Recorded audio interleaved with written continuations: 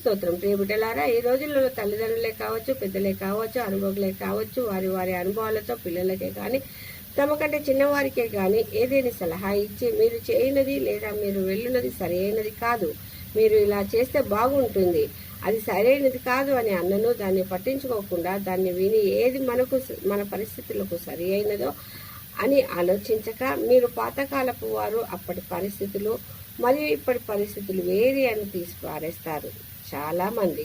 కానీ ప్రియులారా, వారు పాతకాలపు వారే కావచ్చు, వారి పరిస్థితులు వేరే కావచ్చు, కానీ అనుభవంతో కూడినవి కదా అని కొంచెం సమయం వెచ్చించి మీ పరిస్థితులకు సరి అయినదా కాదా అని ఆలోచించండి.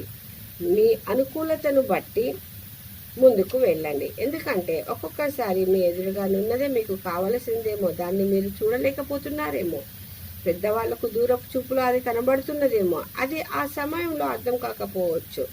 కానీ కొంచెం ముందుకు వెళ్ళిన తర్వాత అదే సరైనదేమో, నేను తప్పుగా ముందుకు వచ్చి తినే అని అనుకున్నాను, ఏమి చేయలేని పరిస్థితి.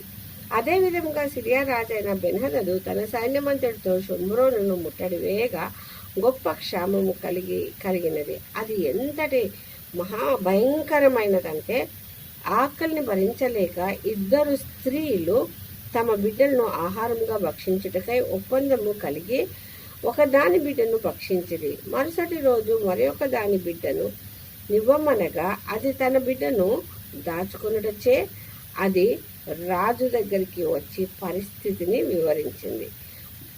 రాజు అది విని బహుగా దుఃఖముతో విచారముతో ఎలీషా ప్రవక్తను పిలిపించగా, రేపు ఈ వేళకు షోమ్రోను ద్వారమున రూపాయి 1 1 మానిక సన్నని పిండియు, రూపాయి 1 2 మానికల ఎవలను అమ్మబడినని యెహోవా సెలవిచ్చుచున్నాడు అనగా, ఎవరి చేతి మీద రాజు ఆనుకొని ఉండెనో ఆ అధిపతి, యెహోవా ఆకాశపు కిటికీలు తెరిచినను ఇది జరుగునా అనగా, నీవు కన్నులారా దాన్ని చూచెదవు కానీ దాన్ని తినకుందువు అనెను.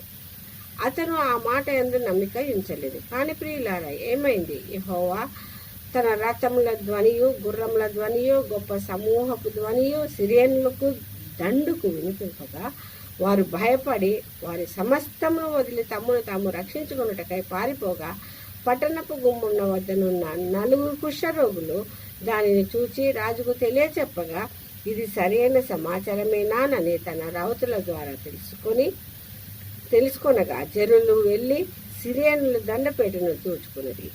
యెహోవా మాట చొప్పున 1 రూపాయికి 1 1 మానిక సన్నని పిండియు, 2 మానికల ఎవలను అమ్మబడెను.